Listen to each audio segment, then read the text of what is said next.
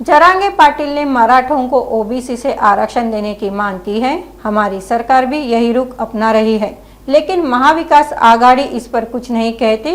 उद्योग मंत्री उदय सामंत ने महाविकास आघाड़ी पर आरोप लगाया है कि वे सिर्फ जरांगे और हाके के आंदोलन का इस्तेमाल करना चाहते हैं। वह मुंबई में मीडिया से बात कर रहे थे। महाविकास आघाडीकडनं हे बोललंच जाणार नाही, कारण राजकारणासाठी मनोजजींच्या आणि हाके साहेबांच्या आंदोलनाचा त्यांना वापर करायचा आहे।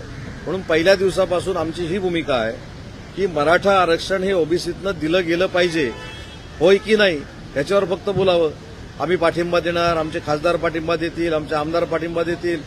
मराठा समाजासाठी बोलताना त्यांच्या बाजूने बोलायचं, ओबीसी समाजाच्या संदर्भात बोलताना त्यांच्या बाजूने बोलायचं आणि स्वतःची राजकीय पोळी बाजूने घेण्याचा हा धंदा आहे। मला असं वाटतं की याबाबत भूमिका महाविकास आघाडीची स्पष्ट असणं गरजेचं आहे। परवाच आपण महाविकास आघाडीच्या एका ज्येष्ठ नेत्यांची देखील आपण पत्रकार परिषद बघितली।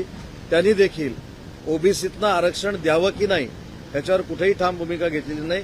याचा अर्थ फक्त विधानसभेची निवडणूक आहे म्हणून दोन्ही समाजांमध्ये वाद लावायचा, दोन्ही समाजांचा फायदा मतदानासाठी घ्यायचा, हा एकमेव कार्यक्रम त्यांनी सुरू केलेला आहे।